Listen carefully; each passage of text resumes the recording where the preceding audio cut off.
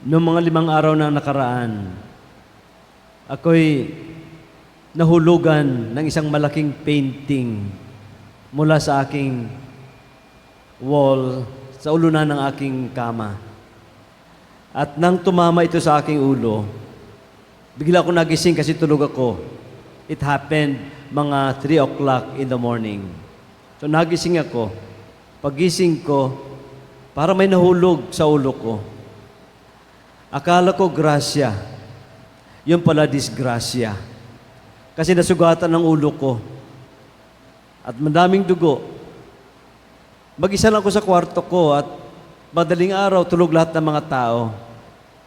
Kaya parang takot na takot ako, lungkot na lungkot kasi mag-isa lang ako. Tapos sa ganung sitwasyon, parang gusto kong sabihin, my God, why have you abandoned me?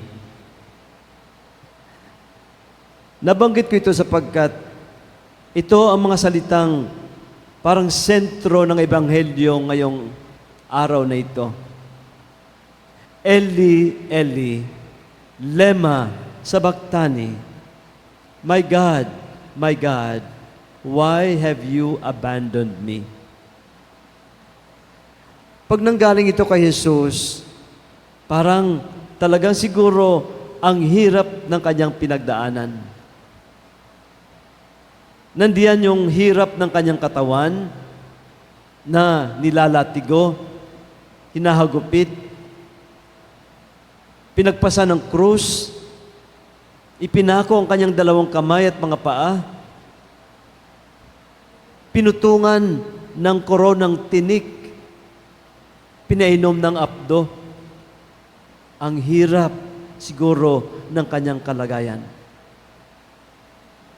Ngunit, siguro kung physical lang na hirap, makakayanan. Pero, mayroong dagdag na mas mabigat na paghihirap. Yung hirap ng kalooban. Ang hirap kayang iwanan ka ng mga taong malalapit sa iyo. Una, ipinagkanulo siya ni Judas. Tinanggi siya ni San Pedro na kasama niya. At habang siya'y nakapako sa krus, ang kanyang mga pinakamalalapit na kaibigan, ang mga apostoles, isa-isang nagsilayo sa kanya sapagkat ayaw nilang madamay sa kanyang parusa. Masakit yun. Mas masakit pa yun kaysa sa maraming sugat na kanyang tinamo sa kanyang katawan. Ngunit, hindi pa yun ang pinakamasakit. Ang pinakamasakit ay yung pakiramdam na yung persona, kaisa-isang persona na kanyang laging nilalapitan, kanyang dinadasalan, tinawag niyang Aba, pinakamamahal kong Ama, ay parang iniwanan din siya. Ito ang tinatawag nating spiritual suffering. Kung ang pakiramdam mo, ang Diyos, hindi ka naririnig, ang Diyos parang iniwanan ka na. So 3 pagdurusa yon: physical, emotional, and spiritual suffering. Kaya siguro napabulala si Jesus, my God, why have you abandoned me? Sa ating mga buhay, mga kapatid, marami mga taong nakararanas nito. Hindi lang sakit sa katawan, ay mga taong mahina na, matanda na, malubha ang mga sakit. Nagdurusa, nagugutom, walang matirhan. May mga taong iniwanan ng kanilang boyfriend o girlfriend, minsan pati asawa pa. At hindi lang basta iniwanan, ang lahat ng responsibilidad sa mga anak ay iniwan din. Kung makapagbigay man, kung kailan lang niya gusto, sapagkat meron na siyang ibang pamilya. Mahirap yun.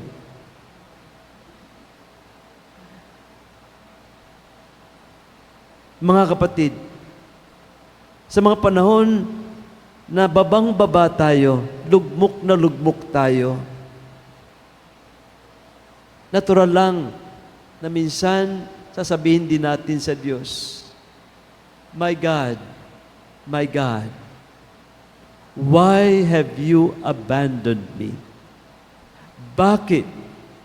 Bakit mo ako pinabayaan? Huwag nating kalilimutan na sa panahon na nagtatanong tayo sa Diyos, bakit? Kasama natin si Jesus na nagtatanong, bakit?